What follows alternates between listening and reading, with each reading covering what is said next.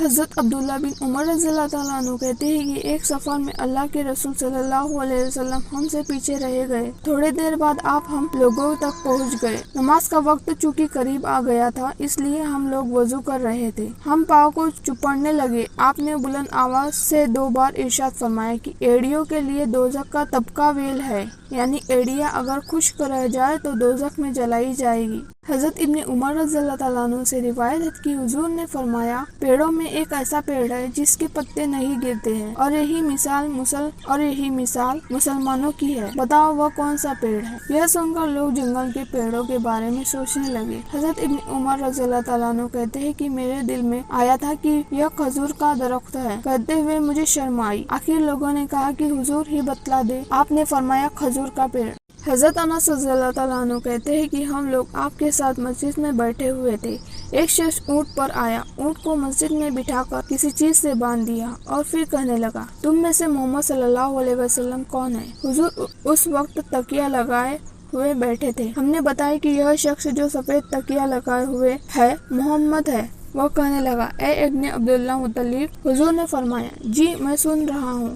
اس نے کہا کہ میں آپ سے کچھ پوچھوں گا اور پوچھنے میں سختی سے کام لوں گا. آپ میری طرف سے دل میں کچھ خیال نہ کرنا. آپ نے فرمایا نہیں، جو کچھ پوچھنا ہو پوچھو. وہ کہنے لگا آپ کو آپ کے پروردگار اور پہلے لوگوں کے پروردگار کی قسم مجھے بتائیے کہ کیا اللہ تعالیٰ نے آپ کو سبھی لوگوں کے لیے پیغمبر بنا کر بھیجا ہے؟ آپ نے اللہ تعالیٰ کو گواہ بنا کر فرمایا ہاں. پھر اس نے کہا میں آپ کو خدا کی قسم دیتا ہوں کہ کیا اللہ نے آپ کو دن رات میں 5 نمازوں کا حکم دیا ہے؟ آپ نے خدا کو گواہ کر کے فرمایا ہاں. پھر اس نے کہا کہ آپ کو خدا کی قسم کہ آپ کو خدا نے حکم دیا ہے کہ صدقہ مالداروں سے وصول کر کے غریبوں میں بانٹ دے؟ آپ نے خدا کو گواہ کر کے فرمایا ہاں. اس وقت وہ شخص کہنے لگا کہ آپ جو کچھ لے کر آئے ہیں میں سب پر ایمان لے آیا. میں اپنی قوم کا قاصد ہوں اور میرا نام جمام بن سبلہ ہے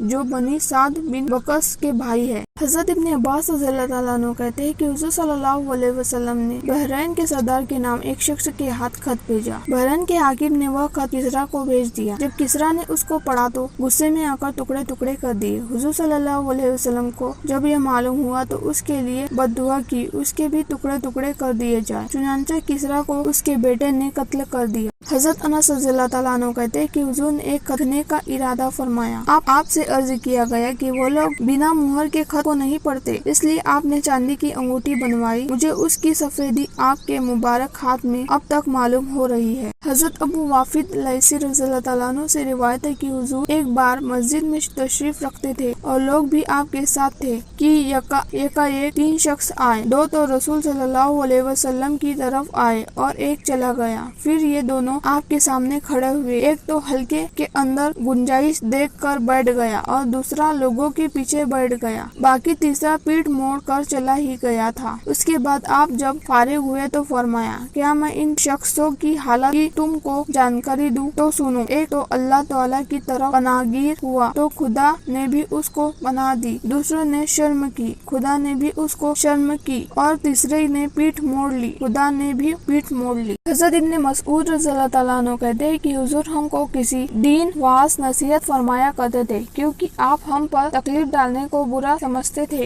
حضرت ابو بکر رضی اللہ تعالیٰ عنہ کہتے ہیں کہ ایک بار حضور اونٹ پر تشریف رکھتے تھے. ایک آدمی اس کی نکیل یا باغ پکڑے ہوئے تھا. آپ نے فرمایا آج کیا دن ہے؟ ہم اس خیال سے خاموش رہے کہ شاید آپ اس کے نام کے علاوہ کوئی اور نام بتائے. آپ نے فرمایا کہ کیا آج قربانی کا دن ہے؟ ہم نے عرض کیا جی ہاں. پھر آپ نے فرمایا کون سا مہینہ ہے؟ ہم اس خیال سے خاموش رہے کہ شاید آپ دوسرا نام بتائیں گے. آپ نے فرمایا کیا ذی الحجہ نہیں ہے؟ ہم نے عرض کیا جی ہاں اس بار میں. اس پر حضور نے فرمایا تمہارا خون، مال اور آبرو تمہارے آپس میں اس طرح حرام ہے جس طرح اس دن، اس مہینے اور اس شہر میں حرام ہے. یہ پیام ضروری ہے جو موجود ہے وہ ان کو پہنچا دے اور جو موجود نہیں ہے، کیونکہ ممکن ہے کہ جس شخص کو پیام پہنچایا جائے وہ موجود رہنے والوں سے زیادہ یاد رکھنے والا ہے. حضرت انس رضی اللہ تعالیٰ عنہ کہتے ہیں کہ حضور صلی اللہ علیہ وسلم نے فرمایا آسانی پیدا کرو، دشواری پیدا نہ کرو، خوشخبریاں دو اور نفرت نہ لاؤ. حضرت معاویہ رضی اللہ تعالیٰ عنہ کہتے ہیں کہ حضور کو فرماتے ہوئے سنا کہ اللہ تعالیٰ جس شخص کی بہتری چاہتا ہے اس کو دین سے سمجھ عطا فرماتا ہے، میں صرف تقسیم کرنے والا ہوں، باقی خدا دیتا ہے۔ محمد صلی اللہ علیہ وسلم کی یہ امت ہمیشہ اللہ تعالیٰ کے حکم پر قائم رہے گی، ان کی مخالفت کرنے والے لوگ ان کو نقصان نہ پہنچا سکیں گے یہاں تک کہ خدا کا حکم یعنی قیامت کا دن آ جائے گا۔ حضرت ابن عمر رضی اللہ تعالیٰ عنہ کہتے ہیں ہم حضور صلی اللہ علیہ وسلم کی خدمت میں حاضر تھے، ایک کھجور کا پیڑ لایا گیا اور حضور صلی اللہ علیہ وسلم نے فرمایا درختوں میں ایک درخت ہے ایسا ہے۔ اس کے بعد ابن عمر رضی اللہ تعالیٰ عنہ نے پچھلی پوری حدیث بیان کی اور یہ زیادہ بڑھایا کہ چونکہ میں مجمع میں چھوٹا تھا اس لیے خاموش رہا۔ حضرت عبداللہ بن مسعود رضی اللہ تعالیٰ عنہ کہتے ہیں کہ حضور نے فرمایا کہ اگر کہ حسد جائز ہوتا تو دو شخصوں پر ہوتا، ایک وہ شخص جس کو اللہ تعالیٰ نے مال دیا اور اللہ تعالیٰ نے اس کے مال کو حق کی راہ میں خرچ کرنے پر مسلط کیا ہو، دوسرا وہ شخص جس کو اللہ تعالیٰ نے حکمت عطا کی اور وہ اس کے مطابق فیصلہ کرتا ہو اور تعلیم دیتا ہو۔ حضرت ابن عباس رضی اللہ تعالیٰ عنہ کہتے ہیں کہ حضور صلی اللہ علیہ وسلم نے مجھے سینے سے لپٹا کر ارشاد فرمایا الہی اس کو قرآن کا علم عطا فرمائے۔ حضرت ابن عباس رضی اللہ تعالیٰ عنہ کہتے ہیں کہ میں کچری پر سوار ہو کر آپ کی خدمت میں آیا، میں اس وقت جوان ہونے کے قریب تھا۔ حضور صلی اللہ علیہ وسلم اس وقت مینا کے مقام میں بغیر دیوار کی آڑ کے نماز پڑھ رہے تھے۔ میں نے ایک صف کے سامنے ہو کر کچری کو چھوڑ دیا اور خود صفوں میں داخل ہو گیا، مگر اللہ کے رسول صلی اللہ علیہ وسلم نے مجھ پر ناگواری نہیں ظاہر فرمائی۔ حضرت محمود بن ربیع رضی اللہ تعالیٰ عنہ کہتے ہیں کہ مجھے یاد ہے کہ جب میں 5 سال کا تھا تو حضور صلی اللہ علیہ وسلم نے ڈول سے پانی لے کر میرے چہرے پر کلی ڈالی تھی۔ حضرت موسیٰ رضی اللہ تعالیٰ عنہ کہتے ہیں کہ حضور نے فرمایا کہ جس علم و ہدایت کے ساتھ میں بھیجا گیا ہوں اس کی مثال زیادہ بارش ہونے کی طرح ہے جو زمین پر پڑتی ہے، جو زمین صاف و عمدہ ہوتی ہے وہ پانی کو قبول کر لیتی ہے، اور سوکھی و نم گھاس اگتی ہے، جو زمین سخت ہوتی ہے وہ پانی کو روک لیتی ہے، اور خدا اس سے لوگوں کو فائدہ پہنچاتا ہے، وہ پیتے ہیں، درختوں وغیرہ کو سینچتے ہیں، کھیتی کرتے ہیں، اور جو زمین بنجر اور چٹیال ہوتی ہے وہ نہ پانی کو روکتا ہے نہ گھاس اگاتی ہے۔ یہ مثال اس شخص کی ہے جو دین کا فقیر ہے، جو کچھ میں لے کر آیا ہوں اس سے خدا اس کو نفع پہنچاتا ہے، اور جو خود بھی سیکھتا ہے اور دوسروں کو بھی سکھاتا ہے، باقی جس نے اس کو حاصل کرنے کے لیے سر نہ اٹھایا وہ خدا کی اس ہدایت کو قبول نہیں کرتا گیا ہو جس کو میں لے کر بھیجا گیا ہوں۔ حضرت انس رضی اللہ تعالیٰ عنہ کہتے ہیں کہ حضور صلی اللہ علیہ وسلم نے فرمایا علم کا اٹھ جانا، جہالت کا قائم ہو جانا، شراب کا پیا جانا، زنا کا کھلا ہونا قیامت کی نشانی میں سے ہے۔ حضرت انس رضی اللہ تعالیٰ عنہ کہتے ہیں کہ میں تم کو ایک حدیث سناتا ہوں، میرے بعد تم کو وہ کوئی نہیں سنائے گا۔ میں نے حضور کو فرماتے ہوئے سنا کہ قیامت کی نشانیوں میں سے ہے علم کی کمی، جہالت اور زنا کا ظاہر ہونا، عورتوں کا زیادہ ہونا اور مردوں کی کمی، یہاں تک کہ ایک مرد 50 عورتوں کا سرپرست ہوگا۔ حضرت ابن عمر رضی اللہ تعالیٰ عنہ کہتے ہیں کہ میں نے حضور کو فرماتے ہوئے سنا ایک دن میں سو رہا تھا، میرے پاس دودھ کا پیالہ لایا گیا، میں نے اتنا پیا کہ مجھے اس کی تری اپنے ناخنوں سے نکلتی ہوئی اب تک معلوم ہو رہا ہے، پھر بچا ہوا دودھ عمر رضی اللہ تعالیٰ عنہ کو دے دیا۔ لوگوں نے عرض کیا پھر حضور صلی اللہ علیہ وسلم نے اس کی کیا تعبیر دی؟ فرمایا علم۔ حضرت عبداللہ بن انس بن عاص رضی اللہ تعالیٰ عنہ کہتے ہیں کہ وداعی حج میں حضور مینا کے مقام میں لوگوں کو تعلیم دینے کے لیے ٹھہرے رہے۔ لوگوں نے آپ سے کچھ مسائلوں کے بارے میں پوچھ رہے تھے، چنانچہ ایک شخص نے عرض کیا کہ میں نے لا علمی میں جبہ سے پہلے سر منڈوا لیا۔ آپ نے فرمایا کوئی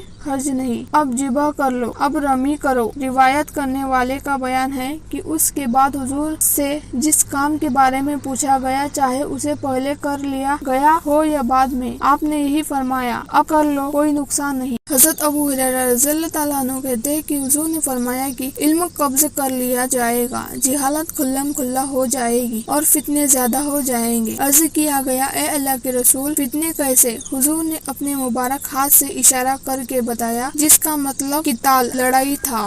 حضرت اسماء رضی اللہ تعالیٰ عنہ کہتے ہیں کہ میں حضرت عائشہ رضی اللہ تعالیٰ عنہ کے پاس گئی، آپ نماز پڑھ رہی تھی، میں نے کہا لوگوں کو کیا ہو گیا ہے کہ اتنا گھبرا رہے ہیں؟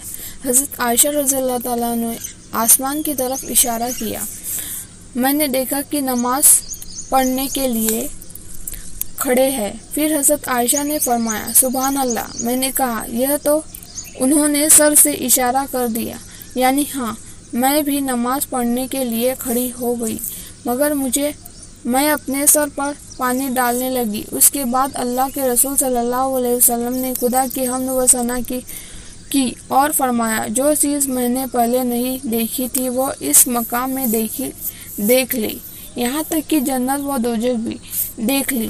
مجھے وہاں وحی ہوئی ہے کہ قبروں میں تمہارے امتحان مسیح و دجال کے امتحان کی طرح لیا جائے گا اور پوچھا جائے گی اس شخص کے بارے میں کیا جانتے ہو؟ ایمانداری یا یقین رکھنے والے آدمی جواب دے گا محمد رسول اللہ صلی اللہ علیہ وسلم ہے، ہمارے پاس کھلی نشانیاں اور ہدایتیں لے کر آئے تھے، ہم نے آپ کو قبول کیا اور آپ کی پیروی کی تھی، یہ محمد صلی اللہ علیہ وسلم ہے۔ یہ لفظ 3 بار کہے گا۔ اس وقت اس شخص سے کہا جائے گا آرام و چین سے سوتے رہو۔ باقی منافق اور شک کرنے والے کہیں گے مجھے کوئی جانکاری نہیں، لوگوں کو جو کہتے ہوئے سنا تھا میں نے بھی وہی کہہ دیا تھا۔ حضرت عقبہ بن حارث رضی اللہ تعالیٰ عنہ کہتے ہیں کہ میں نے ابواب بن عزیز کی بیٹی سے نکاح کیا، اس کے بعد مجھ سے ایک عورت آ کر کہنے لگی کہ میں نے تم کو اور اس لڑکی کو دودھ پلایا ہے جس کے ساتھ تم نے نکاح کیا ہے۔ میں نے جواب دے دیا مجھے نہیں معلوم کہ تم نے مجھے دودھ پلایا تھا اور نہ اس سے پہلے تم نے مجھے اس کی اطلاع دی۔ اس کے بعد میں نے سوار ہو کر مدینہ طیب میں حضور کی خدمت میں حاضر ہوا اور آپ سے پوچھا، فرمایا کہ کس طرح نکاح باقی رہ سکتا ہے حالانکہ تم سے کہہ دیا گیا کہ تم اس کے دودھ شریک بھائی ہو۔ میں نے اس کو الگ کر دیا اور اس لڑکی نے ایک اور شخص سے نکاح کر لیا۔ حضرت عمر رضی اللہ تعالیٰ عنہ کہتے ہیں کہ میں اور میرا ایک پڑوسی جو امیہ بن جید قبیلے کا تھا اور مدینے کے پاس کا رہنے والا تھا، باری باری حضور کی خدمت میں حاضر ہوتے تھے۔ ایک دن وہ جاتا تھا اور ایک دن میں جاتا تھا۔ جس دن میں حاضر ہوتا تھا اس دن کے وہاں کی خبر لاتا تھا اور اس سے کہہ دیتا تھا، اور جب وہ جاتا تھا تو وہ بھی ایسا ہی کہتا تھا۔ ایک دن میرا انصاری دوست اپنے باری کے دن آیا اور زور زور سے میرے دروازے کو پیٹنے لگا اور کہنے لگا کہ عمر رضی اللہ تعالیٰ عنہ ہے۔ میں گھبرا کر نکلا تو وہ بولا بڑا حادثہ ہو گیا، وہ یہ کہ میں حفصہ رضی اللہ تعالیٰ عنہ حضرت عمر رضی اللہ تعالیٰ عنہ کی بیٹی کے پاس گیا تھا تو وہ رو رہی تھی۔ میں نے ان سے پوچھا کہ کیا تم کو اللہ کے رسول صلی اللہ علیہ وسلم نے طلاق دے دی؟ انہوں نے کہا مجھے معلوم نہیں۔ حضرت عمر رضی اللہ تعالیٰ عنہ کہتے ہیں کہ یہ سن کر میں حضور کی خدمت میں حاضر ہوا اور عرض کیا کہ کیا آپ نے عورتوں کو طلاق دے دی؟ آپ نے فرمایا نہیں۔ میں نے کہا اللہ اکبر۔ چونکہ کچھ دنوں کے لیے حضور عورتوں سے الگ ہو گئے تھے اس لیے انصار نے سمجھا کہ آپ نے طلاق دے دی، کیونکہ جاہلیت کے زمانے میں کچھ دن کے لیے عورتوں سے تعلق ختم کر لینے سے طلاق ہو جاتی تھی۔ حضرت ابو مسعود انصاری رضی اللہ تعالیٰ عنہ کہتے ہیں کہ ایک بار ایک شخص نے حاضر ہو کر عرض کیا، اے اللہ کے رسول صلی اللہ علیہ وسلم، چونکہ فلاں امام نماز کو لمبی کر دیتا ہے اس لیے میں جماعت سے نماز میں نہیں شریک ہوتا کیونکہ میں کمزور ہوں۔ روایت کرنے والے کا بیان ہے کہ میں نے واس کے اندر اس دن سے زیادہ کبھی آپ کو غصے میں نہیں دیکھا۔ آپ نے فرمایا تم یقیناً نفرت پیدا کرتے ہو۔ جو شخص لوگوں کو نماز پڑھائے اس کو چاہیے کہ نماز ہلکی کرے کیونکہ اس میں بیمار، بوڑھے اور ضرورت مند سبھی ہوتے ہیں۔ حضرت زید بن خالد جہنی رضی اللہ تعالیٰ عنہ کہتے ہیں کہ ایک شخص نے پڑی ہوئی چیز کے بارے میں حضور سے پوچھا۔ آپ نے فرمایا اس کے بندھن یا برتن کو پہچان لو اور پھر 1 سال تک اس کو شہرت دو، اس کے بعد اس کو کام میں لو، اس بیچ میں اگر اس کا مالک آ جائے تو دے دو۔ اس نے پوچھا کہ کیا گمشدہ اونٹ؟ یہ سن کر آپ غصہ ہوئے یہاں تک کہ آپ کا چہرہ لال ہو گیا۔ پھر فرمایا تم سے کیا مطلب ہے؟ اس کا مشکیزہ اور جوتیاں اس کے ساتھ ہے، پانی پر اترے گا اور پیڑوں کے پتے کھائے گا، اس لیے وہ اس کو چھوڑ دو۔ اس نے عرض کیا اور گمشدہ بکریاں کیا کی جائے؟ آپ نے فرمایا وہ تمہارے لیے ہے یا تمہارے بھائی کے لیے یا بھیڑیے کے لیے۔ حضرت انس رضی اللہ تعالیٰ عنہ کہتے ہیں کہ جب حضور صلی اللہ علیہ وسلم کوئی بات کہتے تھے تو 3 بار دہراتے تھے تاکہ سمجھ لی جائے. کہیں مجمع میں جاتے تھے تو 3 بار سلام کرتے تھے. حضرت ابو ہریرہ رضی اللہ تعالیٰ عنہ سے روایت کرتے ہیں کہ حضور صلی اللہ علیہ وسلم نے فرمایا کہ 3 شخصوں کے لیے دوہرا انعام ہے. ایک تو وہ کتابی شخص جو اپنی نبی پر ایمان لے آیا اور پھر محمد صلی اللہ علیہ وسلم پر بھی ایمان لایا. دوسرا وہ غلام جس نے خدا کا بھی ایک حق ادا کیا اور اپنے مالکوں کا بھی. تیسرا وہ شخص جس کے پاس کوئی باندی ہو اور اس نے اس کو خوب ادب سکھایا ہو، تعلیم دی ہو، پھر آزاد کر کے اس سے نکاح کر لیا تو اس کے لیے بھی دوہرا انعام ہے. حضرت ابن عباس رضی اللہ تعالیٰ عنہ کہتے ہیں کہ ایک بار حضور صلی اللہ علیہ وسلم عید کے دن صفوں کے بیچ سے نکلے اور آپ نے خیال کیا کہ عورتیں آپ کا آواز نہیں سن سکی، اس لیے آپ نے ان کو نصیحت کی اور صدقہ دینے کا حکم دیا. حکم کے مطابق کوئی عورت تو کان کی بالی ڈالنے لگی اور کوئی انگوٹھی، اور حضرت بلال رضی اللہ عنہ میں لیتے جاتے تھے. حضرت ابو ہریرہ رضی اللہ تعالیٰ عنہ کہتے ہیں کہ میں نے عرض کیا، اے اللہ کے رسول صلی اللہ علیہ وسلم، کون شخص قیامت کے دن اور لوگوں کے مقابلے میں آپ کی شفاعت سے زیادہ کامیاب ہوگا؟ فرمایا ابو ہریرہ، میرا خیال تھا کہ اس بات کو تم سے پہلے کوئی نہ پوچھے گا، کیونکہ میں دیکھتا ہوں کہ تمہیں حدیث حاصل کرنے کا بڑا لالچ ہے. میری شفاعت میں اور لوگوں کے مقابلے میں وہ شخص زیادہ کامیاب ہوگا جس نے سچے دل سے یا جان سے لا الہ الا اللہ کہا. حضرت عبداللہ بن عمر بن عاص رضی اللہ تعالیٰ عنہ کہتے ہیں کہ میں نے اللہ کے رسول کو فرماتے ہوئے سنا کہ خدا علم کو اس طرح تو نہ قبضہ کرے جس طرح بندوں کے دلوں سے نکال دیتا ہے، بلکہ علماء کو اٹھا لے گا، اور جب کوئی عالم باقی نہ رہے گا تو لوگ جاہلوں کو سردار بنا لیں گے اور ان سے پوچھے جائیں گے. وہ بنا جانے بوجھے فتوے دیں گے، خود بھی گمراہ ہوں گے اور دوسروں کو بھی گمراہ کریں گے. حضرت ابو سعید خدری رضی اللہ تعالیٰ عنہ سے روایت ہے کہ ایک بار عورتوں نے پوچھا، اے اللہ کے رسول صلی اللہ علیہ وسلم، مرد تو حضور کی خدمت میں ہمارے مقابلے زیادہ ہوتے ہیں، ہمارے لیے بھی کوئی دن مقرر فرما دیجیے. آپ نے ان سے ملاقات کرنے کے لیے ایک دن طے فرما دیا اور اس دن آپ نے ان کو نصیحت فرمائی، احکام بتائے. ان ساری باتوں میں سے جو آپ نے تعلیم فرمائی ایک یہ بھی تھی کہ اگر تم میں سے کوئی عورت پہلے سے 3 بچے بھیج دے تو اس کے لیے وہ بچے دوزخ سے پہاڑ بن جائیں گے. ایک عورت نے عرض کیا، اگر 2 ہو جب بھی یہی حکم ہے؟ حضرت ابو ہریرہ رضی اللہ تعالیٰ عنہ کی روایت ہے کہ شرط یہ ہے کہ وہ بچے بالغ نہ ہوئے ہو.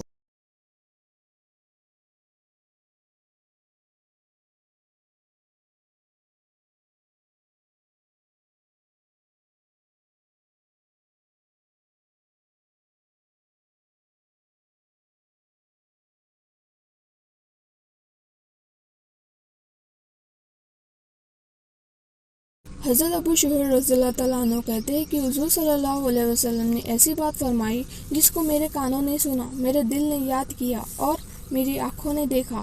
مکہ کی فتح کے دن جب حضور نے بولا شروع کیا تو اللہ تعالیٰ کی حمد و ثنا کے بعد ارشاد فرمایا کہ مکہ کو خدا نے حرمت والا بنایا ہے لیکن لوگوں نے اسے حرمت والا نہیں. اس لیے جو شخص خدا اور قیامت پر ایمان رکھتا ہو اس کو چاہیے کہ وہاں نہ خون بہائے نہ وہاں کے پیڑ کاٹے، اور اگر کوئی شخص اللہ کے رسول صلی اللہ علیہ وسلم سے جنگ کرنے سے جائز ہونے پر دلیل لائے تو اس سے کہہ دو کہ خدا نے اپنے رسول کو اجازت دی تھی، تم کو اجازت نہیں دی، اور میرے لیے بھی ایک دن میں صرف ایک قتل کے لیے اجازت تھی. اب اس کی حرمت ویسے ہی ہے جیسے پہلے تھی، اور چاہیے کہ ہر موجود غیر موجود شخص کو یہ حکم پہنچا دے. حضرت ابو موسیٰ رضی اللہ تعالیٰ عنہ کہتے ہیں کہ ایک بار حضور کی منشا کے خلاف باتیں پوچھی گئی، حضور خاموش رہے. جب زیادہ پوچھا گیا تو آپ غصہ ہوئے اور فرمایا، اب جو چاہو مجھ سے پوچھو. ایک شخص نے پوچھا کہ میرا باپ کون ہے؟ آپ نے فرمایا تیرا باپ حذافہ ہے. پھر دوسرا آدمی کھڑا ہوا اور بولا میرا باپ کون ہے؟ آپ نے فرمایا تیرا باپ سالم شبی کا غلام ہے. حضرت عمر نے جب آپ کے چہرے پر غصہ دیکھا تو عرض کیا، اے اللہ کے رسول صلی اللہ علیہ وسلم، ہم خدا سے توبہ کرتے ہیں حضرت علی رضی اللہ تعالیٰ عنہ کہتے ہیں کہ میں نے حضور صلی اللہ علیہ وسلم کو فرماتے ہوئے سنا کہ مجھ پر جھوٹ نہ بولو، جو شخص مجھ پر جھوٹ بولے اس کو اپنا ٹھکانہ دوزخ میں کر لینا چاہیے۔ حضرت سلمہ بن کہتے ہیں کہ میں نے حضور کو فرماتے ہوئے سنا کہ جس نے میری طرف سے وہ بات کہی جو میں نے نہیں کہی تو اس کو اپنا ٹھکانہ دوزخ میں کر لینا چاہیے۔ حضرت ابو ہریرہ رضی اللہ تعالیٰ عنہ کہتے ہیں کہ حضور نے فرمایا کہ میرے نام پر نام رکھ لو، میری کنیت پر کنیت نہ رکھو۔ جس نے مجھے خواب میں دیکھا اس نے مجھے دیکھا، کیونکہ شیطان میری جیسی صورت والا نہیں بن سکتا۔ جو شخص مجھ پر جھوٹ باندھے اس کو اپنا ٹھکانہ دوزخ میں بنا لینا چاہیے۔ حضرت ابو ہریرہ رضی اللہ تعالیٰ عنہ کہتے ہیں کہ حضور نے فرمایا کہ خدا نے ہاتھی والوں کو مکہ سے روکے رکھا اور ان پر اپنے رسول کو مسلط فرمایا۔ اے ایماندارو، آگاہ ہو جاؤ کہ مکہ مجھ سے پہلے نہ کسی کے واسطے حلال ہوا اور نہ ہو سکتا ہے۔ سنو، مکہ میرے لیے صرف ایک دن میں 1 ساعت کے لیے حلال ہوا، مگر یاد رکھو کہ وہ اب حرام ہے۔ نہ وہاں کے کانٹے کاٹے جائے، نہ وہاں کے درخت، نہ وہاں کی گری ہوئی چیز اشتہار دینے والے کے سوا کوئی اور اٹھائے۔ اگر کسی کا کوئی عزیز مارا جائے تو اس کے 2 باتوں کا اختیار ہے، یا دیت خون وہاں دلائی جائے یا بدلہ۔ اس کے بعد ایک یمنی شخص آ کر کہنے لگا، اے اللہ کے رسول صلی اللہ علیہ وسلم، مجھے یہ لکھ دیجئے۔ آپ نے فرمایا، فلاں کے باپ سوال کرنے والے کو یہ لکھ کر دے دو۔ اس پر ایک قریشی آدمی بولا، حضور، اسخر و مرثیہ گند کو اس سے الگ رکھتے کیونکہ ہم لوگ اس کو اپنے گھروں اور قبروں میں استعمال کرتے ہیں۔ آپ نے فرمایا، ہاں۔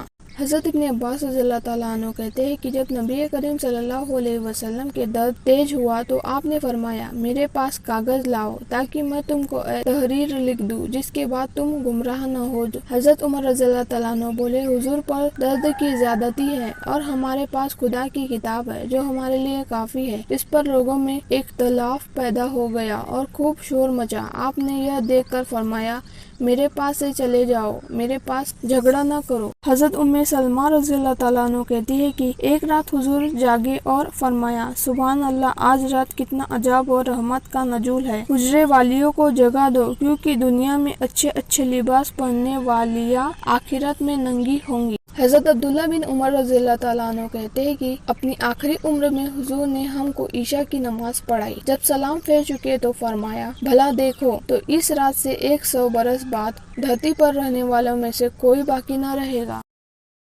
حضرت ابن عباس رضی اللہ تعالیٰ عنہ کہتے ہیں کہ ایک رات میں نے اپنی خالہ میمونہ بنت حارث نبی صلی اللہ علیہ وسلم کی بیوی کے گھر رہا۔ حضور اس رات انہی کے پاس تھے۔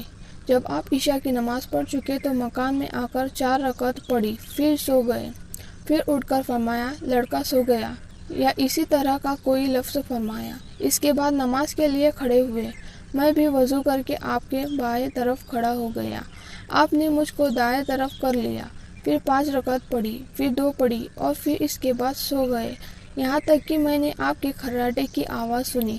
سونے کے بعد پھر صبح کو آپ نماز کے لیے مسجد میں تشریف لے گئے۔ حضرت ابو ہریرہ رضی اللہ تعالیٰ عنہ کہتے ہیں کہ لوگوں کا کہنا ہے، ابو ہریرہ رضی اللہ تعالیٰ عنہ حدیثیں بہت بیان کرتے ہیں، اگر خدا کی کتاب میں 2 آیتیں نہ ہوتی تو میں ایک حدیث بھی بیان نہ کرتا۔ اس کے بعد آپ نے ایک آیت کی تلاوت کی، پھر کرنے لگے، ہمارے مہاجر بھائی بازاروں میں تالیاں بجانے میں لگے ہوئے ہیں اور انصاری بھائی اپنے کاروبار میں لگے تھے۔ ابو ہریرہ رضی اللہ تعالیٰ عنہ ہی رسول صلی اللہ علیہ وسلم کو چمٹا رہتا تھا، کیونکہ وہ پیٹ بھرے یعنی خدا پر پورا بھروسہ کرنے والا تھا، اس جگہ موجود رہتا تھا جہاں وہ لوگ موجود نہ ہوتے، اور اس چیز کو یاد رکھتا تھا جس کو وہ یاد نہ رکھتے۔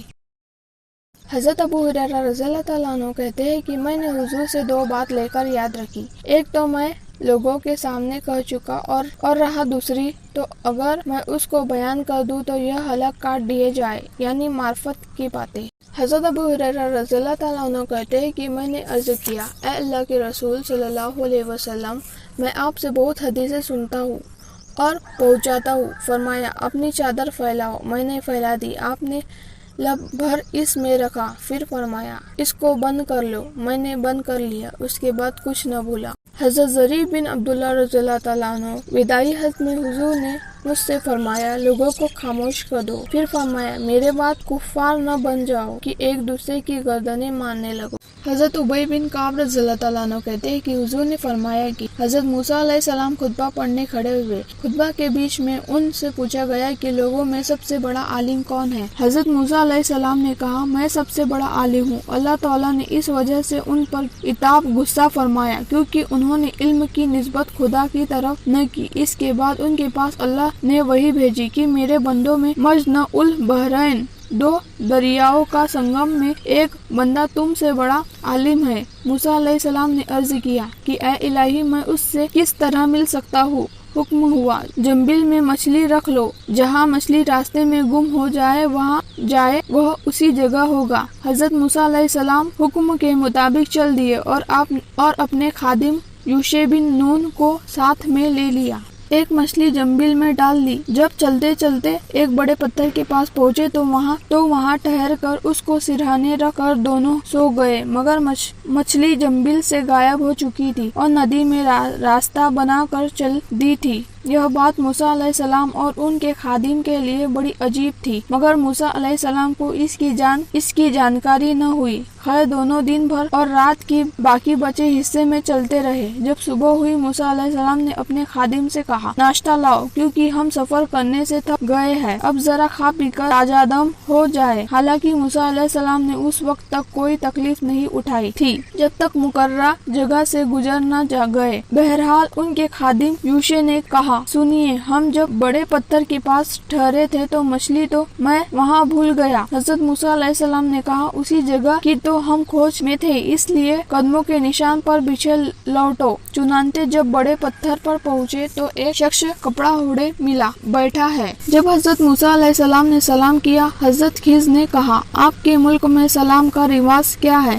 حضرت موسیٰ علیہ السلام نے کہا میں موسیٰ ہوں۔ حضرت خضر بولے کیا بنی اسرائیل کے موسیٰ؟ انہوں نے کہا جی ہاں۔ پھر موسیٰ علیہ السلام کہنے لگے کیا میں آپ کے ساتھ چل سکتا ہوں؟ لیکن شرط یہ ہے کہ آپ مجھے وہ ہدایت و حق سکھائے جو آپ کو سکھایا گیا ہے۔ حضرت خضر نے کہا تم میرے ساتھ رہ کر صبر نہ کر سکو گے، کیونکہ جو علم مجھ کو خدا نے دیا ہے وہ آپ کو نہیں دیا، اور جو علم آپ کو دیا ہے اسے میں نہیں جانتا۔ حضرت موسیٰ نے کہا کہ انشاءاللہ آپ مجھے صبر کرنے والے پائیں گے، میں آپ کے کسی حکم کی نافرمانی نہیں کروں گا۔ خیر دونوں سمندر کے کنارے چل دیے۔ کوئی کشتی ان کے پاس نہ تھی۔ ایک کشتی ادھر سے گزری تو کشتی والوں سے انہوں نے سوار کر لینے کو کہا۔ حضرت خضر علیہ السلام پہچان لیے گئے اور بلا کرائے دونوں کو سوار کر لیا گیا۔ اتفاق سے ایک چڑیا آئی اور